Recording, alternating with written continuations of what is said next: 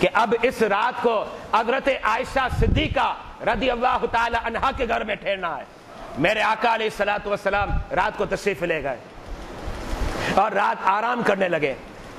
جب یہ واضح ہو گیا حضرت عائشہ کی آنکھ لگ گئی ہے، اب رات کون سی تھی؟ شب برات تھی۔ حضرت عائشہ سو گئی ہے، آپ کھڑے ہو گئے۔ کھڑے ہونے کے بعد جو ہے آپ جنت البقیع تشریف لے گئے۔ اب جنت البقیع ظاہری بات ہے حضرت عائشہ کا حجرہ اور جنت البقیع کے درمیان کوئی طویل مسافت نہیں ہے، 1 کلومیٹر کا فاصلہ بھی نہیں ہے۔ جنت البقیع تو کافی قریب ہے، جو دنیا میں تمام قبرستان سے افضل و برتر ہے۔ اور میرے آقا نے وعدے کیا کہ سب سے پہلے جس قبرستان کے لوگوں کی میں شفاعت کروں گا، میرے آقا فرماتے وہ جنت البقیع ہے، کہ جنت البقیع کے جو لوگ ہیں میں ان کی شفاعت کروں گا۔ اب جنت البقیع میرے آقا تشریف لے گئے۔ یہاں سے یہ مسئلہ بھی واضح ہو گیا کہ شب براءت میں قبرستان جانا جائز ہے۔ اگر شب برات میں قبرستان جانا ناجائز ہوتا تو میرے آقا ہرگز جو ہے جنت البقیع تشریف نہ لے جاتے۔ ظاہری بات ہے وہ بھی کیا ہے؟ قبرستان ہے۔ تو میرے آقا علیہ الصلوۃ والسلام کا قبرستان میں جانا یہ اس بات کی دلیل ہے کہ شب برات میں قبرستان جانا جائز ہے، بلکہ جائز نہیں ہے، سنت مستحبہ ہے، مستحب عمل ہے، سنت غیر مؤکدہ ہے۔ میرے آقا علیہ الصلوۃ والسلام قبرستان تشریف لے گئے تو پتہ یہ چلا کہ جو شب برات میں جو ہمارے یہاں رواج بھی ہے، لوگوں کی عادت بھی ہے، لیکن غالباً ہم جو کر رہے ہیں یہ بطور رواج کر رہے ہیں۔ بطور رواج نہ کریں، یاد رکھیے گا، بلکہ اس لیے کریں کہ آپ کے ذہنوں میں یہ تصور ہو میرے آقا جنت البقیع تشریف لے گئے تھے، میرے آقا کی ادا کو زندہ کرتے ہوئے ہم میوہ شاہ قبرستان جا رہے ہیں یا پھر ہم کسی اور قبرستان جا رہے ہیں۔ تو پیارے مصطفیٰ علیہ الصلوۃ والسلام کا یہ طریقہ کار تھا، یہ انداز تھا، اور آپ کی سنت مستحبہ ہے کہ جب 15ویں شب برات شعبان المعظم کی آ جائے تو پھر قبرستان جایا جائے۔ میرے آقا جنت البقیع میں تھے، اچانک کیا ہوا؟ حضرت سیدہ عائشہ کی آنکھ کھل گئی۔ جب آنکھ کھلی تو بستر پر نبی علیہ الصلوۃ والسلام موجود نہیں ہے۔ حضرت سیدہ عائشہ پریشان ہو گئی، نبی کہاں تشریف لے گئے؟ ابتداءً تو آپ کے ذہنوں میں بات آئی، ہو سکتا ہے آپ کہیں آس پاس میں نمازیں ادا کر رہے ہوں، کیونکہ میرے آقا علیہ الصلوۃ والسلام ابتداء میں سو جاتے تھے اور پھر کیا کرتے؟ رات کا کچھ وقت گزر جائے اب آپ اٹھ کر نمازیں پڑھتے تھے، لیکن گھر میں کہیں نظر نہیں آئے۔ حضرت سیدہ عائشہ باہر نکلی، آس پاس میں تلاش کیا، وہاں بھی میرے آقا نظر نہیں آ رہے۔ حضرت سیدہ عائشہ عفیفہ رضی اللہ تعالی عنہا تلاش کرتے ہوئے جنت البقیع تشریف لے گئے۔ وہاں نگاہ عائشہ نے جمال مصطفیٰ کو دیکھ لیا، آپ قریب ہو گئے۔ جب قریب ہوئی میرے آقا علیہ الصلوۃ والسلام نے حضرت عائشہ کو اب ایک بات پیش کر دی، اور وہ بات کیا پیش کی؟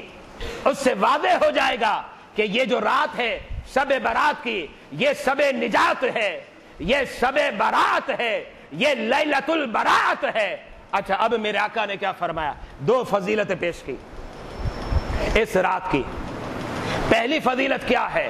میرے آقا نے فرمایا جب شعبان المعظم کی 15ویں شب آتی ہے، رب ذوالجلال اپنی شان کے مطابق آسمان دنیا یعنی پہلے آسمان پر تجلی فرماتا ہے۔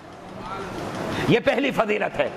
اب ذرا غور کریں، راتیں بہت سی آتی ہیں، راتیں بہت سی آتی ہے، ہر رات کی یہ فضیلت نہیں ہے، ہر نائٹ کی یہ فضیلت نہیں ہے، بلکہ میرے آقا کیا فرماتے ہیں؟ جب شعبان المعظم کی 15ویں شب آتی ہے، رب ذوالجلال اپنی شان کے مطابق آسمان دنیا پر تجلی فرماتا ہے۔ اب یہ جو تجلی فرماتا ہے اس کا مطلب کیا ہے؟ شارحین حدیث نے اس پر کلام کیا، سیدی ملا علی قاری مرکات میں اس پر کلام کرتے ہیں اور اسے واضح فرماتے رب اپنی شان کے مطابق آسمان دنیا پر جو تجلی فرماتا ہے، اس کا مطلب یہ ہے اس رات رب اپنی رحمتوں کو خوب نچھاور کرتا ہے، خوب نچھاور کرتا ہے۔ یہ پہلی فضیلت ہے شب برات کی، جو واضح ہو گیا کہ شب برات میں یوں تو ہر رات خدا رحمت نازل کرتا ہے، ہر رات جو ہے خدا اپنی رحمتیں نازل کرتا ہے، ہر دن خدا اپنی رحمتیں نازل کرتا ہے، لیکن بات کیا ہے، جب شب برات آ جاتی ہے تو پھر ڈھیر ساری ان گنت لا تعداد رب ذوالجلال اپنی رحمتوں کو نچھاور کر دیتا ہے۔ یہ فضیلت کس کی ہے؟ شب برات کی فضیلت ہے، شعبان المعظم کی 15ویں شب کی فضیلت ہے، اور یہ رات عنقریب آنے والی ہے، نصیب والوں کو نصیب ہوتی ہے، اور پھر نصیب چمکیلے ہوتے ہیں تو ساری رات وہ عبادت میں گزار دیتے ہیں، ساری رات جو ہے رب کی بارگاہ میں سر سجود ہو کر بسر کر دیتے ہیں، اور ان کی آنکھوں سے اشک بہنے لگ جاتے ہیں، کبھی رکوع میں نظر آتے ہیں، کبھی سجود میں نظر آتے ہیں، کبھی تلاوت قرآن کر رہے ہوتے ہیں، اور کبھی بارگاہ رسالت میں درود و سلام کا نذرانہ پیش کر رہے ہوتے ہیں۔ شب برات اس انداز میں گزارتے ہیں تو نصیب والوں کو رات ملتی ہے، قابل توجہ ہے، رات ملتی بھی نصیب والوں کو ہے، رب نے اس کے نصیب کو چمکا دیا، پھر سونے پر سہاگا، اب وہ کیا کرتا ہے، گناہوں میں بسر نہیں کرتا، پٹاخے نہیں بجاتا، اور گالیاں نہیں بکتا، اور روٹوں پر بیٹھ کر پتے نہیں کھیلتا، جوا نہیں کھیلتا، بلکہ وہ کیا کرتا ہے، مسجدوں میں آ جاتا ہے، اور اگر مسجد میں نہیں آ سکتا تو کم از کم اپنے گھر میں مصلی بچھا کر رب کی بارگاہ میں رکوع سجود اور آنسوں کی سوگات پیش کرتا رہتا ہے، آنسوں کی سوگات جو ہے وہ پیش کرتا ہے۔ میرے آقا علیہ الصلوۃ والسلام نے پہلی فضیلت بتا دی، اب آئیں دوسری فضیلت۔ دوسری فضیلت کیا ہے؟ فرماتے ہیں میرے آقا نے، اس کے لب لباب پیش کر رہا ہوں، نچوڑ آپ کے گوشت گدار کر رہا ہوں، اور قابل توجہ ہے، غور سے سنیے گا، غور سے سنیے گا، اس لیے سنانا چاہتا ہوں اور اس لیے بتلانا چاہتا ہوں، کاش کے دل میں بات بیٹھ جائے، اور جب شب جمعہ آئے اور شب برات آئے تو پھر ہمارا ہر قدم کس طرف اٹھے؟ رب کی بارگاہ کی طرف اٹھے، ہر قدم جو ہے رب کی بارگاہ کی طرف اٹھے، اور یاد رکھیے گا جو رب کی بارگاہ کی طرف ایک قدم آگے بڑھاتا ہے، رب ذوالجلال اس سے کئی گنا اپنی رحمت کے اعتبار سے اس کے قریب ہو جاتا ہے، اس کے قریب ہو جاتا ہے۔ یہ میں نہیں کہہ رہا، احادیث کا مطالعہ کریں، بخاری مسلم کا مطالعہ کیجئے، بخاری اور مسلم کے اندر ایسی روایات آپ کو متعدد مل جائیں گی جس کا لب لباب اور نچوڑ اور عرق جو ہے اسی انداز میں ملتا ہے جو میں آپ حضرات کے سامنے پیش کر رہا ہوں۔ میرے آقا علیہ الصلوۃ والسلام ارشاد فرماتے ہیں، میں وضاحت کے ساتھ پیش کر رہا ہوں، عرب کے اندر ایک قبیلہ ہے اور اس قبیلے کا نام ہے کلب، کاف لام با، یاد رکھے گا یہ عربی کا لفظ ہے، اگر آپ اسے قلب پڑھیں موٹے کاف کے ساتھ، دو نقطے والا جو کاف ہے، تب تو اس کا معنی دل ہوتا ہے، لیکن اگر آپ اسے باریک کاف کے ساتھ پڑھتے ہیں قلب، تو اب اس کا معنی کتا، سگ ہوتا ہے، ڈاگ، اور اس قبیلے کا نام بھی کلب تھا، بنی کلب سے مشہور تھا، اور عرب کے جتنے بھی قبائل ہیں تمام قبائل میں اس قبیلے کے پاس سب سے زیادہ بکریاں تھی، سب سے زیادہ، یہ عرب کے درمیان مشہور تھا، عرب کی زبان پر موجود تھا کہ عرب کے لوگوں میں سب سے زیادہ جو بکریوں کے ریور ہیں اور بکریوں کی بہتات اور کثرت پائی جاتی ہے، یہ بنی کلب کے پاس ہے۔